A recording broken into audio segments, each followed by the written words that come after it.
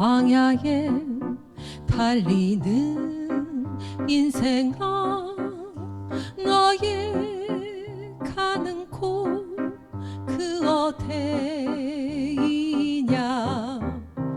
눈물로 된 이 세상이 나 죽으면 그만일까 행복 찾는 인생들아 너 찾는 것 서로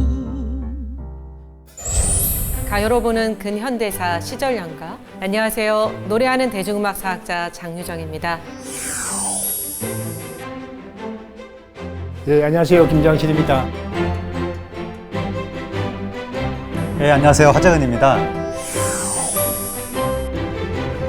오늘은 제가 부르는 노래로 문을 열었습니다. 어떠셨어요? 아주 노래 좋았습니다. 감사합니다. 노래를 워낙 잘하시니까 당연히 뭐 감동적으로 들었는데 국민적인 데이트를 했다던데 네. 요즘하고는 다르구나 이걸 새삼 느꼈습니다. 네. 시작의 문을 활짝 열어주셔서 감사합니다. 네. 최전호 씨 다시 와주셨어요. 네, 지난번에 이제 부족함도 많이 느끼고 이제 공부도 많이 돼가지고 또 불러주십사 하는 마음으로 자리를 스리슬쩍 앉아 있습니다. 환영합니다. 네. 오늘 소개할 노래는요, 1926년에 발표된 윤심덕의 사해찬미입니다.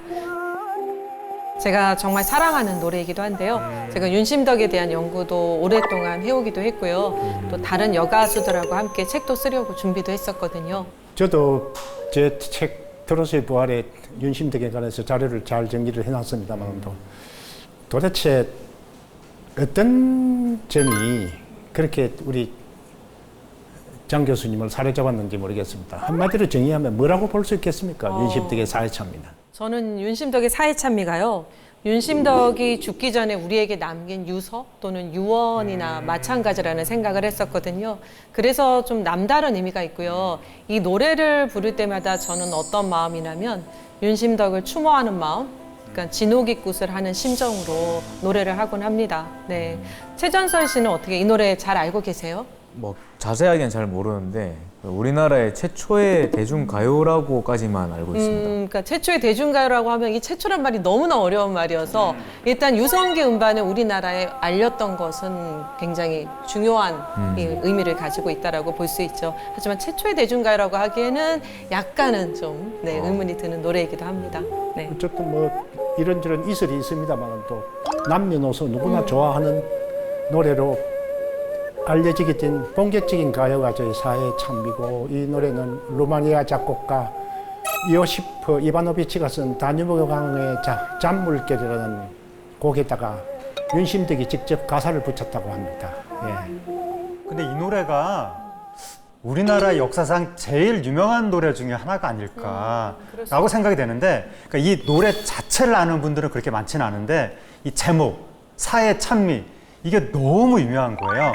그러면 식민지 시절에 우리나라를 발칵 뒤집어놨던 그 이른바 정사라고 하는 스캔들 때문인데 그러니까 사랑 때문에 죽었다라고 하는 건데 그 당시에 한국 최초의 여성 소프라노라고 알려졌던 윤심덕하고 또 그때 막 천재 극작가다라고 해서 알려졌던 김우진이라는 사람이 이루어지지 못할 사랑 때문에 동반 뭐 죽었다 막 이런 식으로 알려지면서 폭발적인 화제가 그 후에 수십 년까지 이어졌습니다. 네. 근데 중요한 건 이제 아까도 잠깐 말씀하셨지만 이 노래에 얽힌 미스터리거든요. 두 사람이 과연 같이 자살을 했을까? 그러니까 극단적인 선택을 했을까? 아니면 타살이었을까? 아니면 자살 조작설일까? 그런 것까지요. 아직도 밝혀지지 않은 이야기들이 있어요. 그래서 오늘 그 이야기를 천천히 살펴보려고 합니다. 네. 일단 윤심덕이 누구인지부터 알아야겠죠. 윤심덕은 과연 어떤 인물이었을까요? 네, 윤심덕이 무려 유학파거든요. 1920년대 저 때는 이제 조선이라고 불리던 시절인데 여자가 유학을 갔다 와서 소프라노로 활동한다? 이거는 사실 거의 일반 서민들은 상상하기 어려웠던 이야기거든요. 그렇다 보니까 윤심덕이 엄청난 금수저 집안 아니었겠는가 이렇게 많이들 생각합니다. 일단 윤심덕의 프로필을 한번 살펴보죠. 윤심덕은 1897년 평양 순영리에서 태어났고요. 나물 장사하던 윤석호의 둘째 딸로 태어났습니다. 어머니 김 씨는 병원에서 허드렛 일을 하며 살림을 꾸렸는데요. 그러니까 아까 말씀하셨던 그 금수저는 아니었던 거죠. 네, 오히려. 네. 아버지 나물 장사, 네. 어머니 허드렛 일. 그러니까 이거는 엄청난 금수저는커녕 흑수저네요, 그냥. 네. 흑수저인데 일본 유학까지 갔다 온 거네요. 네. 그리고 게다가 윤심덕은 자신의 출생에 그것까지 막 의심을 아, 했다고 합니다. 그래서 제가 자료를 한번 준비를 했는데 한번 보시죠. 윤심덕 씨는 듣건대 원래 평양 어떤 기생의 따님이라고 합니다. 그 기생의 딸을 낳고 생각도 못해 자기 동네에 사는 어떤 큰 부잣집의 후원 소나무 밭에 갓난애를 눈물 머금고 버렸습니다. 친부모와 같이 주워다가 기른 이가 바로 윤성덕 씨의 어머니라고 합니다. 그래서 윤성덕 씨와 윤심덕 씨는 자매가 된 것이라고 합니다. 윤심덕은 살뜰한 동무들과 마주 앉았을 때 무슨 의미로 하는 말인지 또 사실인지 알 수는 없지만 현재 나의 아버지는 친아버지가 아니란다. 그래서 우리 집에서는 딸 셋 중에 나에게만 제일 박하게 대해. 이런 기막힌 노릇이 있니? 하고 커다란 두 눈에 하염없는 눈물이 그렁그렁 하여지며 목이 메는 듯한 목소리로 가끔 말하는 일도 있었다고 한다. 그럴 수도 있을 것 같습니다. 네. 부부는 독실한 기독교 신자였는데 1907년 평양에서는 한국 기독교 역사상 가장 중요한 사건이라는 평양 대부흥 운동이 일어나기도 했죠. 근데 이게 기독교 평양에서 굉장히 기독교 문화가 발달했었잖아요. 네. 그러다 보니까 교회도 많았고 또 교회에서 찬송가를 배우는 일도 많았고 네. 그러면서 자연스럽게 서양의 음악을 접하기도 했었던 것 같아요. 네, 그 윤심덕이 교회에서 성가대라고 하나요? 그런 걸 했었다고 하죠. 그래서 막 되게 천재였나 봅니다. 그래서 뭐 어떤 노래든지 들으면 다 따라할 수 있었고 교회에서도 뭔가 이 찬송가 성가대 활동 같은 거 하면서 뭔가 또 눈에 돋보이는 활약을 했다. 그런 얘기가 있더라고요. 평양에도 그 선교 활동의 하나로 그 근대식 병원이 설립이 됐는데요. 평양 최초의 여성 병원인 광해여원이라는 곳이 있었습니다. 네.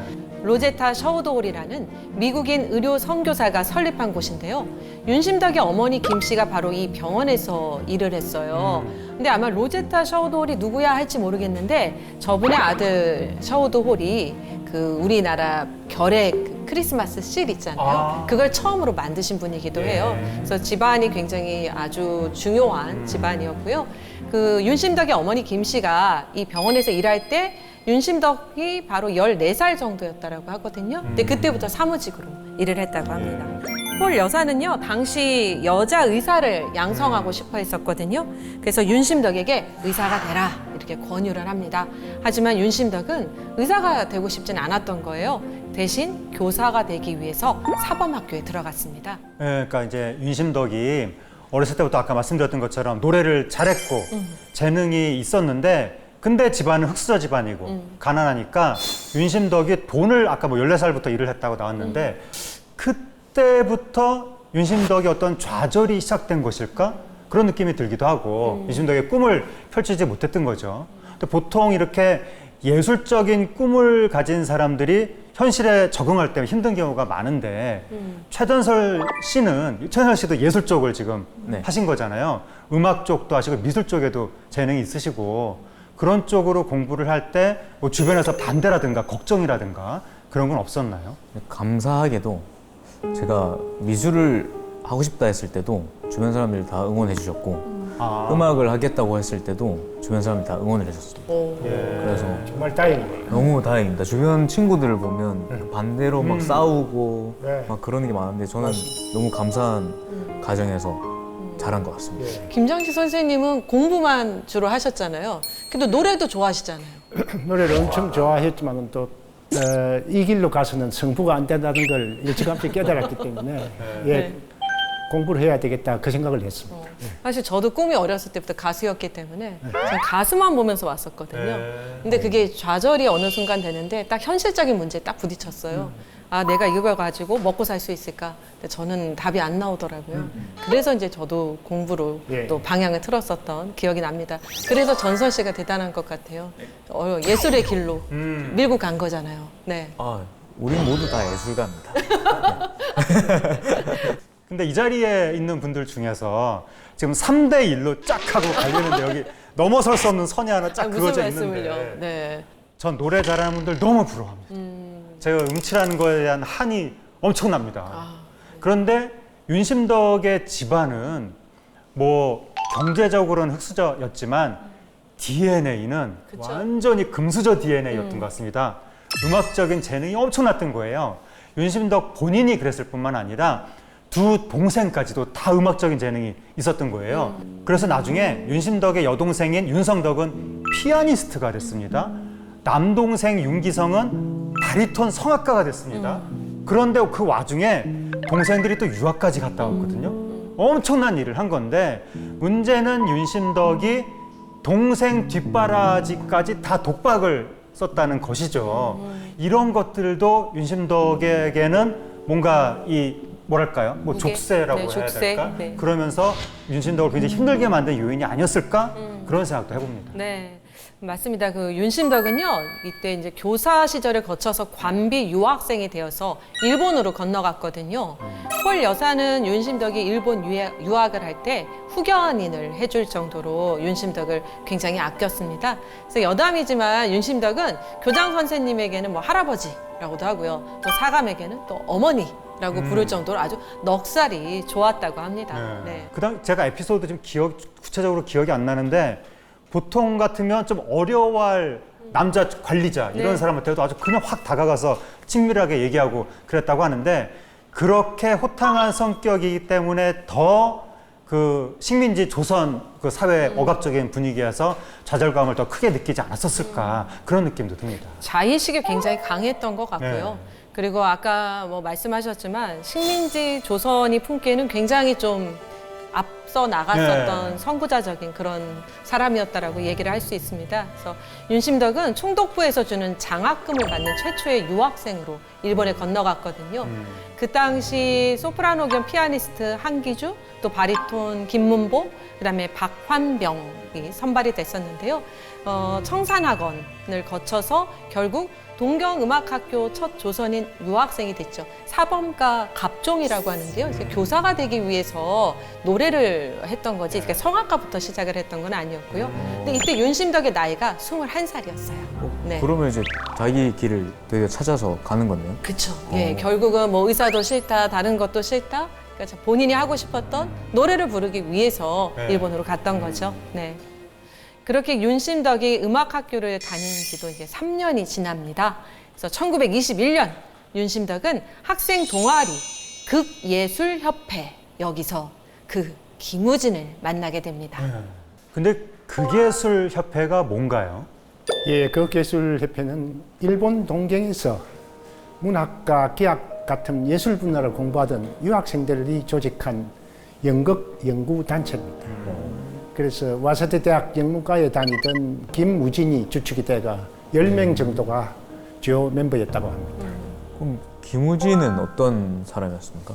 한마디로요, 부잣집 도련님이었는데요. 할아버지도 지주, 아버지는 전남 장성 군수를 하셨던 김성규 씨예요. 그래서 김우진은 어머니가 2번 유산하고 어렵게 낳은 장남이라고 해요. 그만큼 뭐 기대도 크고 또 애정도 깊었겠죠. 그리고 19살 때 경남 하동에 정시인 정점효와 결혼을 합니다. 이미 처자식을 가진 유부남의 상태로 유학을 갔던 거죠. 예, 김우진이 와세다 대학 다니기 전에 구마모토 농업학교를 거쳤는데 이때부터 시인을 꿈꾸며 시를 썼다고 합니다. 야, 이거는 김우진과 윤심덕의 삶이 다른 것 같으면서도 비슷한 점이 있네요. 그러니까 둘 다 극작과 노래를 부르기 전에 다른 공부를 하다가 그러니까 예술로 이제 들어왔지 않습니까? 그런데요, 이제 두 사람이 연애를 시작한 거는 이때는 아니었어요. 1921년 여름에 동경의 한국 고학생과 노동자들의 모임인 동우회에서 회관 건립 기금을 모으기 위해서 하기 순회 연극단을 조직해달라는 요청을 받습니다. 그래서 극예술협회는 이 요청을 받아들여서 동우회 순회 연극단을 조직했고요.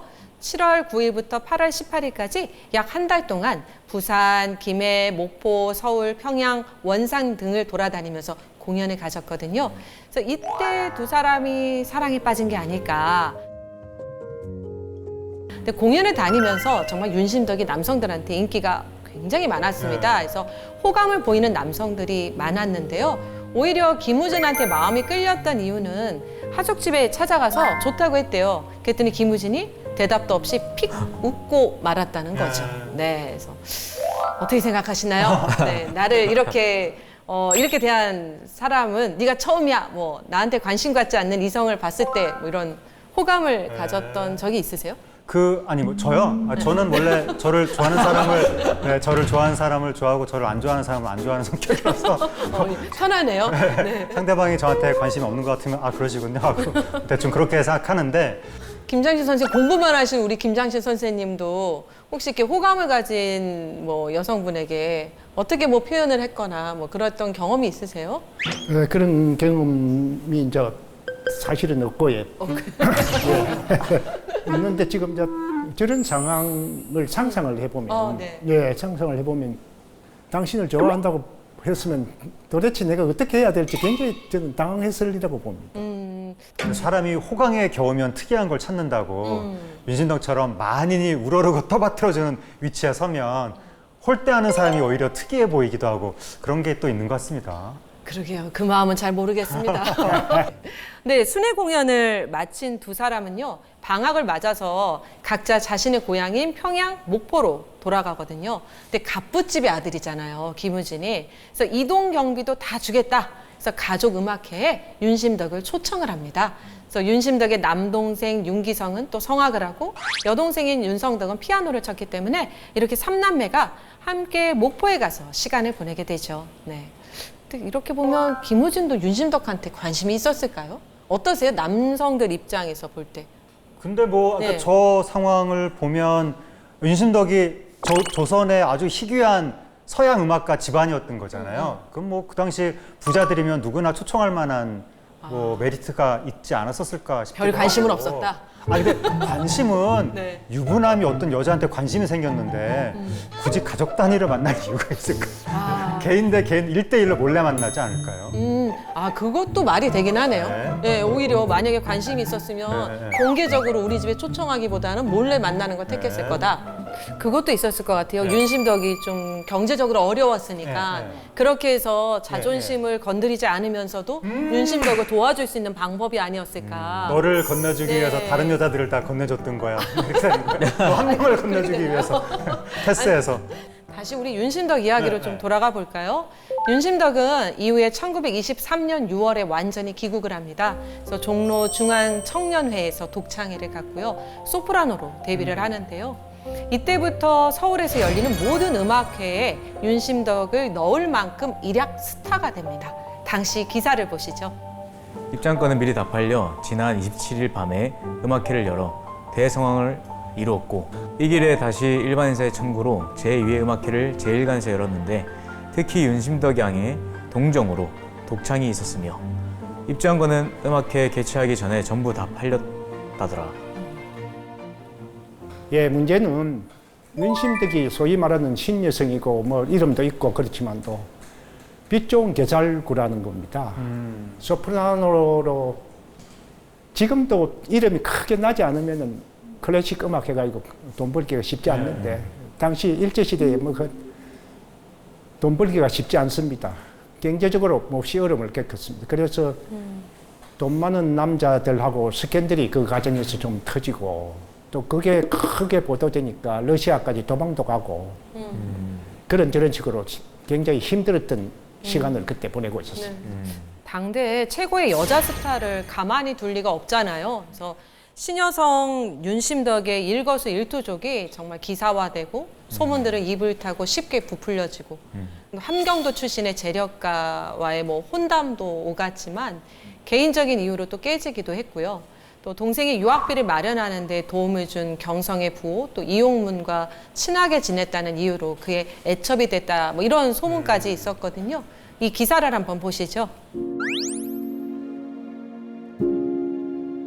당시 여류 성악가의 제일 인재로 윤심덕 양이 작년 어느 때부터인가 세상에 좋지 못한 소문과 품평이 낭자하게 되어 서울의 사화에서 멀리 떠나 하얼빈으로 향하여 가기는 작년 12월 23일경이었다고 합니다.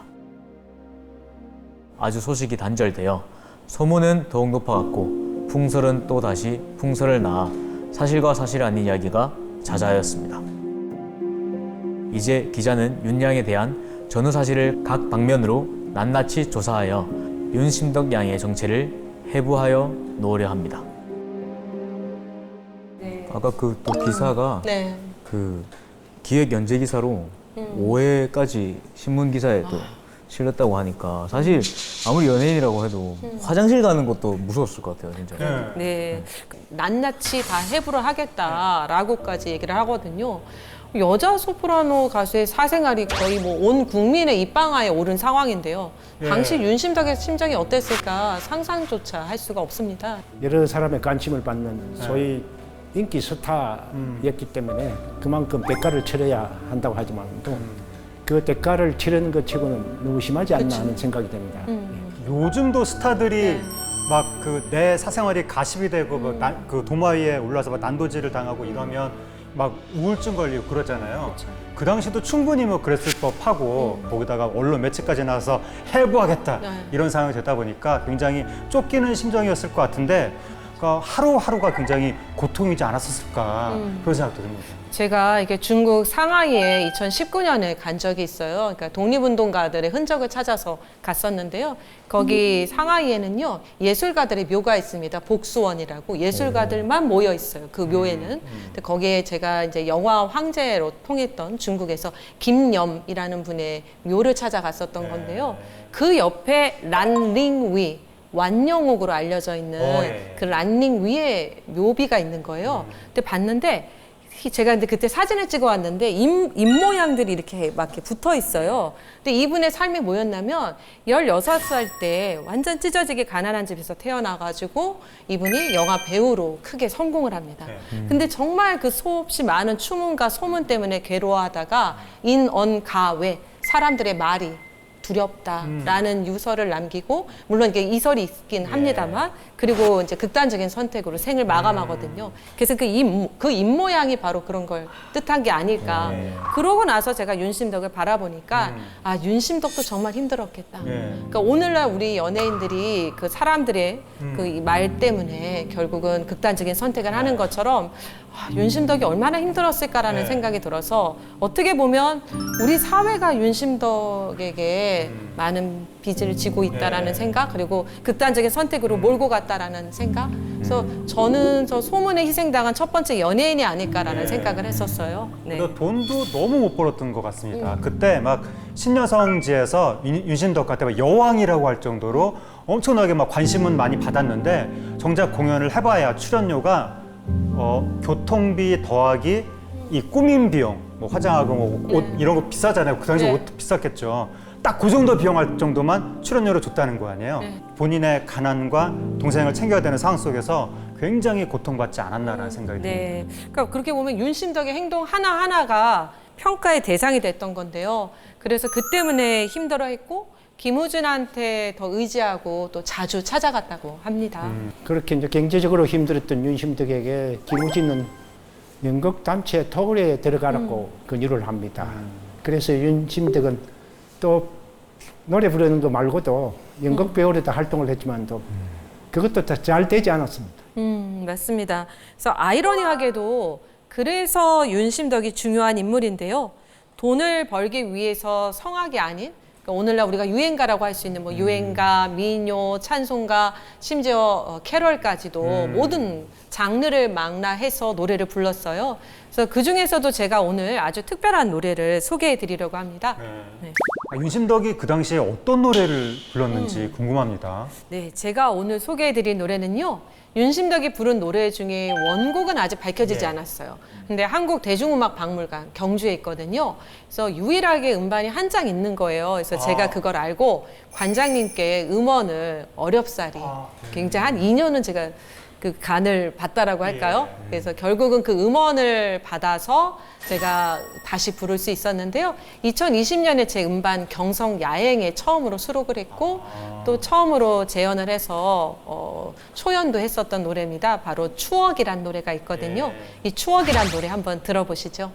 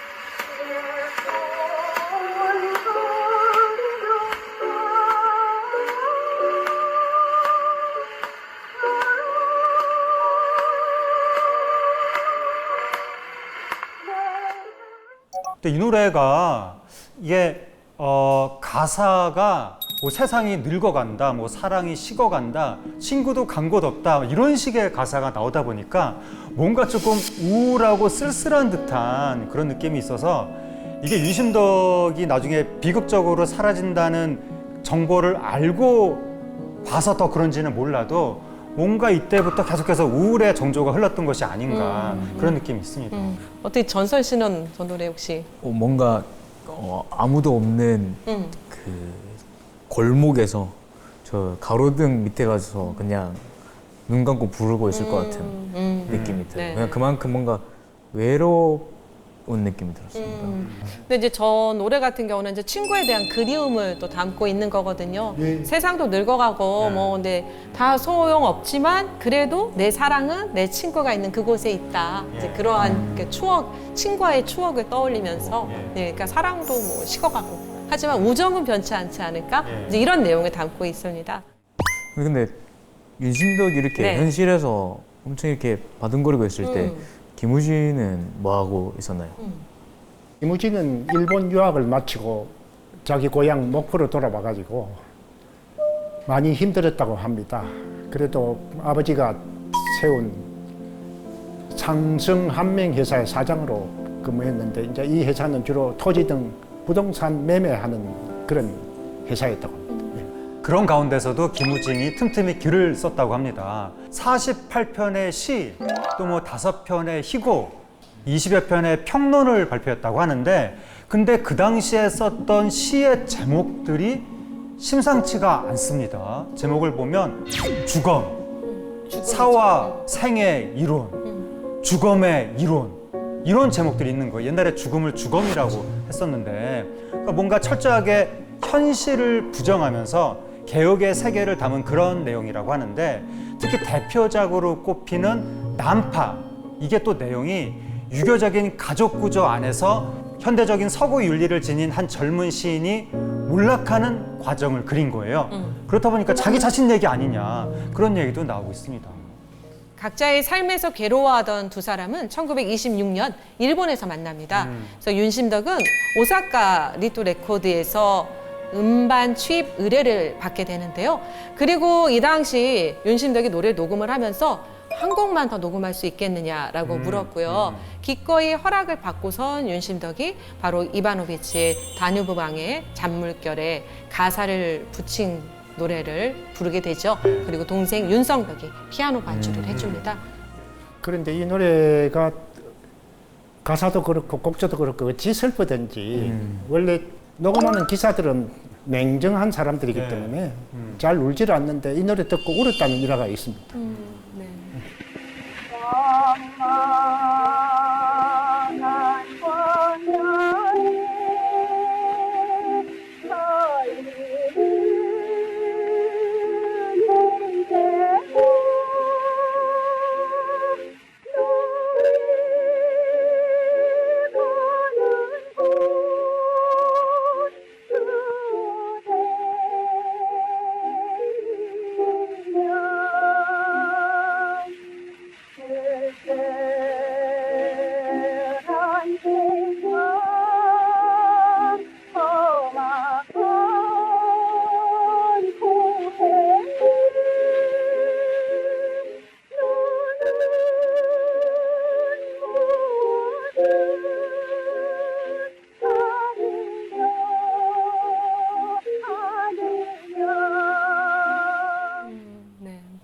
이날 녹음을 마치고요. 윤심덕과 김우진은 함께 시모노세키에서 부산으로 오는 관부 연락선에 탑니다. 그러니까 지금 이제 대한해역, 예. 당시에는 현해탄이라고 했었죠. 그리고 4일 새벽 1시에서 4시 사이에 김우진과 함께 대마도 근처 바닷속으로 뛰어듭니다. 그래서 당시 1등 객실문은 열려 있었고요. 거기엔 여행용 가방과 메모지 한 장이 놓여 있었다고 합니다. 보이에게 미안하지만 짐을 집으로 보내주시오. 목포부 북교동 김수산, 경성부 서대문정 이정목 273번지 윤수선. 김수산은 원래 김우진이 사용하던 호였고요. 윤수선은 윤심덕이 김우진의 호에서 모음 하나만 바꾼 가명이거든요. 당시에 윤심덕이 일본으로 갈 당시에 윤심덕의 지인인 이서구라는 사람이 선물을 달라고 그런 거예요. 그 윤심덕이 무슨 선물 줄까라고 얘기하니까 넥타이를 사달라고 그렇게 얘기를 한 겁니다. 그 다음에 윤심덕이 이상한 얘기를 했는데 내가 죽으면 어떡하지? 뭐 이런 식의 얘기를 했다는 거예요. 가볍게 농담적으로 얘기했다고 합니다. 웃으면서. 그래서 이서구도 농담으로 맞받아쳤다는 거예요. 바로 선물은 붙이고 죽어라. 그런데 진짜로 윤심덕이 넥타이를 붙이고 나서 현해탄에서 사라졌다는 거죠. 그 이후에 윤심덕이 일본에서 붙인 넥타이가 이서구한테 도착한 거예요. 뒤늦게. 그래서 이서구는 그 넥타이를 받아들고 평생 매지를 못하고 영원히 간직했다고 합니다. 그리고 이서구 같은 경우는 극작가이기도 했고요. 네. 당시 일동 음반회사에서 문예부장으로도 있었어요. 네. 그래서 그 사회찬미를 부른 윤심덕과 굉장히 절친한 사이였습니다. 그러니까 이제 넥타이도 사달라고 했었던 거고요. 말씀하셨던 것처럼 당시 두 사람의 정사 사건이 정말 조선을 발칵 뒤집어 놓습니다. 미성의 주인 윤심덕 양, 청년 문사와 투신 정사. 그 제목부터도 굉장히 자극적이거든요. 불행한 남녀를 조상하는 현해탄 밤바다의 물결 소리. 또 동경서 주검을 결심한 후 대판 와서 살을 찬미하는 노래. 마지막으로 이 세상에 남겨두고 간 레코드. 김윤 양인이 정사하기까지. 김우진, 윤심덕이 정사하기까지 두 사람이 그 얘기죠. 네. 근데 정사했는지도 제대로 모르는 상태에서 네. 대뜸 저런 보도부터 나갔다는 거죠. 저런 자극적인 제목들도 있었고요. 그러다 보니까 여러 가지 설들이 나왔던 거예요. 그래서 타살설이 이제 나왔던 것도 저렇게 음반회사에서 이 둘을 음반 판매에 이용하기 위한 목적으로 타살한 게 아니냐 이런 이야기가 돌았고요. 제가 생전에 배웠던 박용구 선생님이라고 우리나라에 굉장히 오래된 또 평론가이시기도 한데요. 그분은 저거를 타살로 믿고 계셨어요. 그래서 아예 계단 위의 거울이라는 희곡도 쓰신 적이 있으세요.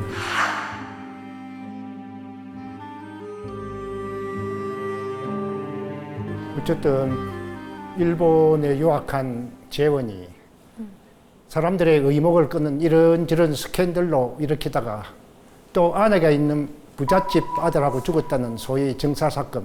일본에서는 이걸 심중이라 그럽니다. 마음시제 가운데 중자를 써서. 이런 정사를 심중이라 그러는데 자유연애주의가 지배하고 있던 소위 엘리트, 조선의 엘리트층들에게 관심을 사로잡았다고 보지 않을 수가 없습니다. 그리고 이제 저 사건이 있었잖아요. 그 다음에 이제 앨범이 발매가 됐는데, 그러니까 죽은 다음에 발매가 된 거예요. 그래서 이게 타살설이 나오는 이유가 뭐냐면, 이 레코드사가 이익을 너무 많이 봤다. 윤심덕의 죽음을 홍보 포인트로 활용을 했다는 거예요. 그래서 당시에 앨범의 가사지에 결사의 절창 뭐 이렇게 써놨다는 거예요. 아니 사람이 죽었는데 너무 노골적으로 홍보하는 거 아닙니까? 뭐 죽음을 각오하고 노래를 불렀다라고. 아니 윤심덕이 생전에 어떤 심정으로 노래를 불렀는지도 모르면서 모르지 그런 식으로 홍보를 했다는 건데, 이게 이제 당시에 초 대박이 터지면서 그때 우리나라 인구가 1950만 명 정도, 평균 임금이 한 20원에 못 미치던 그런 시절이었는데, 근데 그때 유성기는 비쌌거든요. 유성기가 막 불티나게 팔리고 앨범 가격이 2원 정도 했었는데, 그러니까 평균 임금의 10%였다는 얘기죠. 근데 식민지 시절에 그게 불티나게 팔렸다는 거죠. 이 판매로 인해서 우리나라의 대중음악 산업이 본격적으로 발흥했다, 이런 평가도 나오고 있습니다. 지금 말씀 주신 그 이야기가 지금까지도 화제가 되고 있다고 합니다. 네. 한국 음반 사상 최고 경매가가 사회참미 유성기 초반 2016년에 일본 온라인 경매에서 550만 원, 하나로 약 6천만 원에 낙찰되었다고 합니다. 장미희와 임성민이 주연을 맡은 영화 사회찬미도 있고요. 또 뮤지컬 사회찬미는 12년째 이어지고 있습니다. 그래서 제가 저게 너무나 보고 싶어서 벼르다가 이번에 또 한다고 해서 얼마 전에 보고 왔거든요. 근데 정말 분위기 자체가 네. 굉장히 다르더라고요. 뭐라고 할까요? 그러니까 좀 비장한 분위기가 계속 감돌기도 했었고 또 되게 특이하게 윤심덕, 김우진 외에 사내라는 제3의 네. 인물이 등장해가지고 같이 극을 이끌고 가는데요. 저렇게도 극을 만들 수 있구나 해서 굉장히 흥미로웠던 기억이 납니다. 또 얼마 전에는 2018년이죠. SBS에서 이종석, 신예선 주연의 또 드라마로도 이 사회참미가 방영이 되기도 했었고요. 예, 그 당시에 막 신문물이 들어오면서 그 전통 문화의 억압을 느꼈던 젊은 사람들이 뭔가 막 절망감을 느꼈던 그랬던 상황이었었는데 극단적인 선택까지 하는 이 스토리에 사람들이 사실 여부와 상관없이 공감을 했던 것 같고 그 신여성이 유부남 좋아하다가 목숨 끊었다 이 스토리를 많이들 그 당시에 소비했던 것 같습니다. 근데 저는 이 이야기가 뭔가 정말 이 사실일까 이제 의심이 됩니다. 이게 왜냐하면 언론에서 이제 꾸몄다는 그런 말도 들려서 네. 시신이 또 발견되지 않았었잖아요. 네. 또 둘 다 가명으로 승선을 했었고요. 그래서 정사를 가장하고 사랑에 도주를 했다라는 소문도 무성했습니다. 그래서 제가 그 당시 윤신덕과 관련된 모든 기사를 다 찾아서 공부를 했었거든요. 1930년대까지도 윤신덕이 등장해요. 그러면서 이태리에서 누가 봤다더라. 근데 또 그 다음에 나온 기사는 직접 알아봤더니 그런 사람은 없다더라. 이런 이야기들이 끝없이 나왔습니다. 그리고 가족들도 우리 심덕이가 죽었을 리 없다. 뭐 이렇게 얘기를 했었고요. 또 우리 우진이가 그럴 리 없다. 이렇게 부인을 했었죠. 근데 정말 두 사람은 그렇게 마지막을 맞이했을까요? 차라리 안 죽었으면 좋겠습니다. 차라리 안 죽었으면. 안 죽어 그냥 도망가가지고 차라리 다른 나라에서 이제 이태리에서 잘 먹고 잘 그들의 살고. 꿈처럼. 예, 예. 네. 하여튼 그 당시 언론이 두 사람이 생전에는 사생활 가십, 아까 뭐 해부한다 이런 말 나올 정도로 사생활 가십으로 팔아먹고 죽은 다음에는 사실 규명보다는 많은 사람들이 소비하기 좋아하는 스토리, 네. 껴안고 뛰어든 정사 이걸로 포장해서 또 언론이 장사하지 않았나 그런 느낌이 듭니다. 근데 이제 저는 냉정하게 생각해서 그 배를 타면은 가장 중요한 게 선선한 사람 이름하고 또 하선한 사람 이름하고 이게 다 하기 때문에 아시다시피 그 대한해협 대마도 인근에 물결 세기로 아주 유명합니다. 해난 사고가 잦은 곳입니다. 예, 그래서 두 사람이 유수를 써놓고 돌아간 거는 확실하지 않을까 하는 생각이 듭니다. 저도 그렇게 생각을 해요. 그러니까 그것도 마찬가지고요. 사회참이라는 노래가 모든 걸 다 말해준다라고 생각을 하거든요. 이거는 죽음을 생각하지 않고는 부를 수 없는 노래예요. 왜냐하면 그 이바노비치의 다뉴브강의 잔물결이라는 노래에다가 그러니까 죽음에 대한 이야기를 노랫말로 얹은 노래는 전 세계에 윤심덕의 사회참미가 유일하거든요. 그거는 정말 처음부터 그거를 생각했다라는 거고 그렇다면은 이거는 뭐 우리가 어떤 이야기를 해도 1920년 일제강점기는 예술의 어떤 꿈도 또 사랑도 마음껏 펼칠 수 없었던 시기잖아요. 그때 한국인들의 정서가 어땠을지 혹시 짐작이 되시나요? 그때 이제 뭐 조선시대 인습이 남아있는 상황에서 신문물이 들어오니까 새로운 욕망은 생겼는데 이게 실현이 안 되는 상황인 거잖아요. 네. 그러니까 당연히 좌절, 도피, 또 이제 나라 일을 잃었으니까 또 뭔가 그리움이라든가 이런 심리가 많이 생겼을 것 같고 아예 또 그런 현실적인 고통을 잊고 그냥 신문물을 즐겨보자 이런 상업 문화, 소비 문화 이런 것도 또 한편에서 나타나고 이런 게 혼재됐을 것 같습니다. 예, 제가 근데 자료를 보니까 그 식민지 시대 때 조선인들이 조금 깨어있는 조선인들이 이중고를 겪었다고 합니다. 첫째는 유교적인 유습에서 아직 완전히 벗어나지 못했은 그 고통이 하나가 있고 또 하나는 식민지 근대화가 진행 중인데 그 근대화에 적응을 할 수가 없습니다. 예, 그래서 어중간한 상태의 고통이었다고 하는데 그 일제시대의 그런 많은 제한들, 비식민지로서의 그 고통스러운 순간들은 허무하고 비극적이고 힘든 그런 시기가 아닌가 싶습니다. 예. 그야말로 풍진 세상인데요. 당시 김우진이 쓴 시 한 편을 구해 왔습니다. 왜 살고 있어? 죽으려고. 그러면 남이 죽이거나 당신이 스스로 죽이기를 원하오? 아니요. 왜? 사는 것이 죽음이 되는 일도 있지만 죽음이 사는 수가 있는 이치가 있는 것을 아오. 그럴 도리도 있겠지. 도리로 생각해서는 안 돼요. 그러면 삶이나 죽음이나 도리가 아니오. 둘이 다 실상은 생의 양면에 불과하오. 그러니까 도리를 넘어서 생의 핵심을 잡으려는 이에게는 삶이나 죽음이나 문제가 되지 않소. 당신은 지금 살고 있어? 아니요. 그러나 살을 바라고 있소. 참으로 살려고. 이 시가 어떻게 읽히세요? 죽음을 결심한 사람의 모습이 역력히 드러납니다. 예, 죽으려고 아주 작정을 한, 네. 예, 그렇게 너무 명백하게 드러납니다. 네, 저도 네. 그런 느낌이 듭니다. 그러니까 죽음과 삶이 생의 양면이다 이런 식이잖아요. 그러니까 죽음을 완전 긍정하는 거잖아요. 내가 죽어도 나는 사는 거니까 그리고 또 뭐 내가 살을 바라고 있다. 진정으로 살려고라고 했는데 사가 현실이고 참으로 살려고 하는 것은 나의 해석이잖아요. 그 죽는 거에 대한 해석이니까 결국 현실에서 내가 하려고 하는 건 죽는 거 아니냐. 그래서 죽음을 이야기하고 있는 것 같은 느낌이 듭니다. 어떻게 들으셨어요? 저도 예, 뭔가 삶에 대해서 정말 많은 거를 느끼지 않고서는 저 시가 절대 안 나올 것 같고 그만큼 뭐 죽음에 대해서도 엄청 많이 생각을 했고 죽음 다음에 뭔가 있다라고 생각도 하고 있진 않을까라는 생각도 듭니다. 그렇죠. 어떻게 보면 사회천민은 윤심덕의 유언, 유서라면 아까 생과 사의 이면은 김우진의 또 유서라는 생각이 들기도 하고요. 네. 저는 이제 그 정사라는 얘기를 들었을 때 왜 김우진 같은 사람이 정사를 해? 그런 의심이 좀 있었거든요. 왜냐면 아까 김우진 소개에도 나왔는데 새어머니가 5명이었다고 아까 뭐 이복 형제 10명 네. 뭐 그런 식으로 나왔었잖아요. 처첩이 굉장히 자유로운 집안에서 자라났다는 이야기인데 어떤 여자랑 이미 결혼한 본처가 있다고 다른 여자랑 이루어지지 못해서 자살한다? 그 처첩이 자유로운 문화에서 자라난 사람이 이해가 되지 않아가지고 그런데 이걸 우울증이라는 관점에서 보면 이거는 아까 그 죽음 어쩌고 하는 시도 굉장히 이 사람이 죽음에 사로잡혀 있는 우울한 상태가 아니었나 그런 생각이 들면서 이런 사람하고 어울렸으면 윤심덕도 약간 정신적으로 영향을 받았을 가능성도 있겠다. 그럼 그러한 영향 속에서 사회찬미 가사도 나올 수도 있었지 않았었을까? 뭐 이런 생각도 듭니다.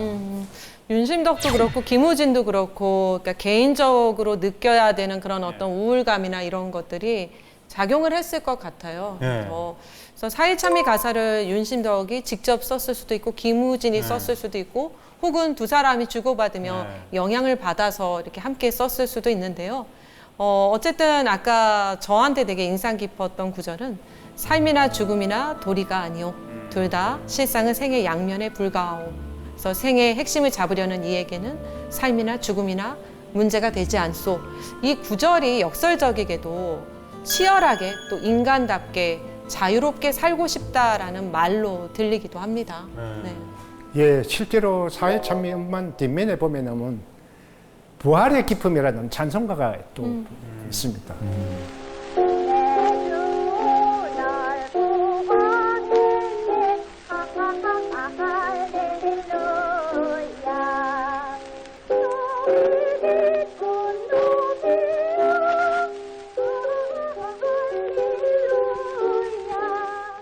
어쩌면 두 사람은 죽음으로 오히려 생의 찬미를 노래한 것이 아닐까.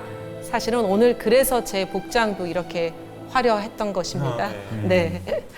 오늘 시절 연가는 여기까지입니다. 다음 이 시간에 찾아뵙겠습니다. 감사합니다. 감사합니다. 허영에 빠져 날뛰는 인생아 너 속였음을